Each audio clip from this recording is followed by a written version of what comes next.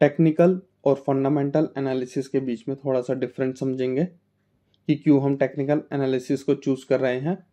पुराने ज़माने में यानी कि लगभग 1970-80s में हम लोग फंडामेंटल एनालिसिस का यूज़ करते थे, लगभग 1990 और 2000s तक भी ज़्यादातर लोग फंडामेंटल एनालिसिस ही करते थे, क्योंकि तब टेक्निकल एनालिसिस का इतना ज़्यादा किसी के पास एक्सेस था ही नहीं। लेकिन उसके बाद टेक्निकल एनालिसिस भी स्टार्ट हुआ और आज लोग जिन्हें शॉर्ट टर्म ट्रेडिंग करनी होती है वो ज़्यादातर टेक्निकल एनालिसिस का ही यूज़ करते हैं, और हम भी इसलिए टेक्निकल एनालिसिस का यूज़ करेंगे।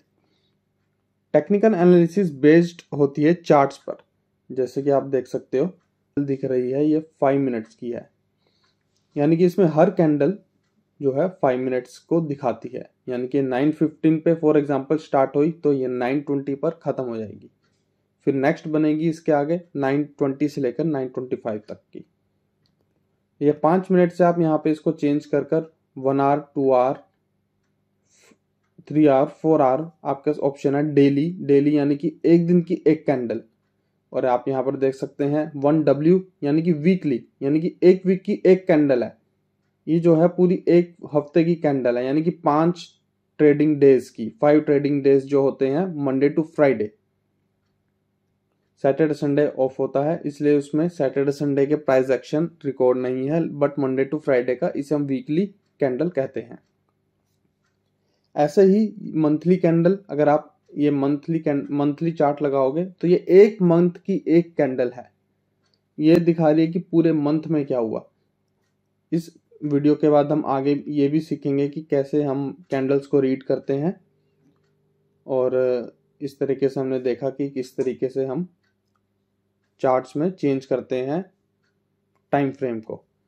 और वहीं फंडामेंटल एनालिसिस अगर करना हो तो हम लोग बैलेंस शीट्स वगैरह चेक करते हैं, जैसे कि जिन्होंने कॉमर्स ली होगी 12th में, 11th-12th में उन्होंने कैश फ्लो ये सब सीखा होगा, तो वो सब हम लोग फंडामेंटल एनालिसिस में चेक करते हैं कंपनीज का, उनका रिजल्ट्स कैसा है, ये सब वगैरह।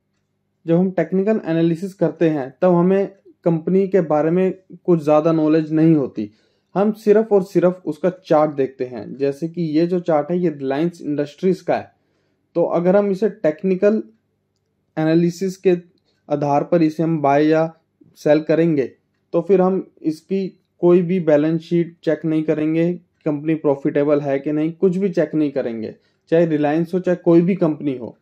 ऐसी भी कंपनीज होंगी जिनके बारे में हमें कुछ नहीं पता होगा, हो सकता है हम उसका नाम भी पहली बार सुन रहे हो, बट उसे हम ट्रेड करेंगे क्योंकि वो चार्ट्स पर अच्छा दिख रहा है, चार्ट्स पर ब्रेकआउट दे रहा है, हो सकता है ब्रेकडाउन दे रहा है, तो इस अकॉर्डिंग हम लोग काम करेंगे। और वहीं फंडामेंटल एनालिसिस में आपको कंपनी के बारे में स्ट्रॉन्ग नॉलेज होनी चाहिए कि कंपनी के क्या क्या प्रोडक्ट हैं, कंपनी की सारी जो इन्फॉर्मेशन है, कैसा रिजल्ट रहता है, कैसा आगे रिजल्ट आने वाला है, कहाँ कंपनी का हेडक्वार्टर है। और कभी कभार डीप एनालिसिस के लिए हम इवन उनके सीईओ वगैरह जो भी मेन डायरेक्टर्स हैं उनके बारे में भी रिसर्च करते हैं।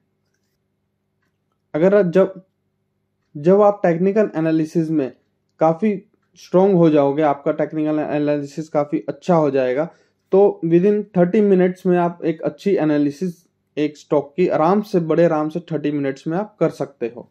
और वहीं अगर फंडामेंटल एनालिसिस करनी हो तो ये 2 दिन में भी पॉसिबल नहीं है, क्योंकि इसमें आपको बहुत कुछ देखना होता है। कभी कभार पिछले क्वार्टरली रिजल्ट्स के साथ साथ अगले आने वाले भी रिजल्ट्स देखने होते हैं। टेक्निकल एनालिसिस अगर हमें स्कैल्पिंग यानी कि जल्दी से जो 5 मिनट्स में ट्रेड करते हैं, कई लोग 2 मिनट्स में, टेक्निकल एनालिसिस के तौर पर हम उसे तब यूज़ करते हैं। और intraday swing trades, medium long term, even long term भी हम लोग टेक्निकल एनालिसिस के आधार पर कर सकते हैं।